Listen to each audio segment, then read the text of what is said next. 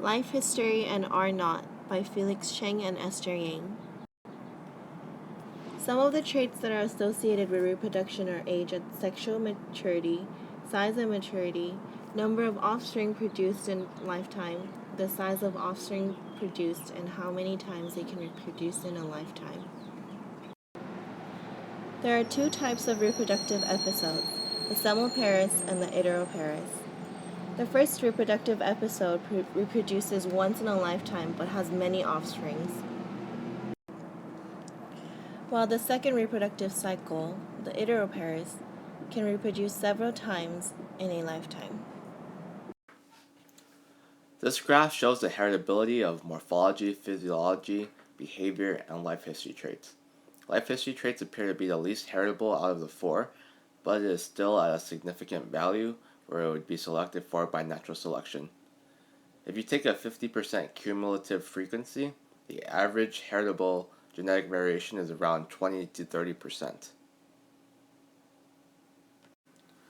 This chart shows that life history traits are important to survival, which is why that it is favored by natural selection and it is passed down to future generations.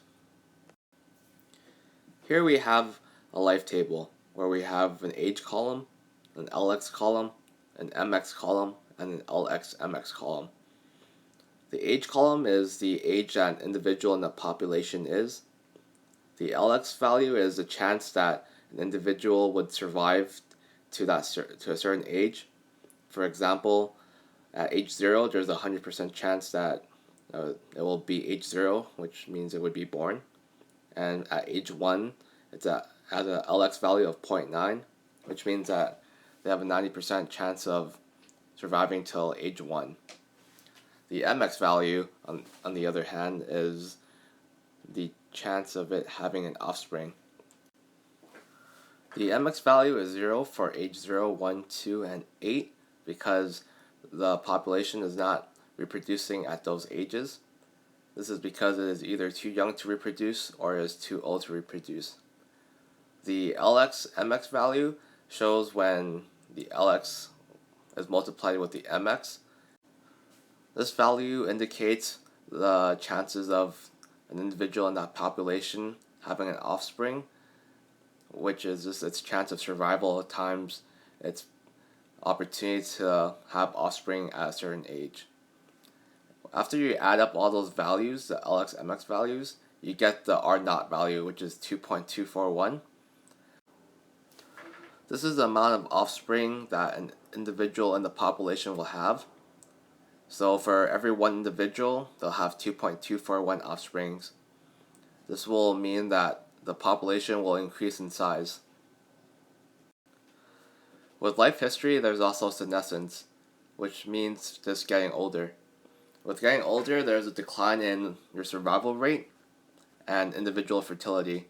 So the older you get, the less fertile you are, and the less likely you are to survive. This is a wild type life table where this wild type matures at age 3 and starts reproducing, and it dies at age 16. Before age 16, it has an 80% chance of surviving.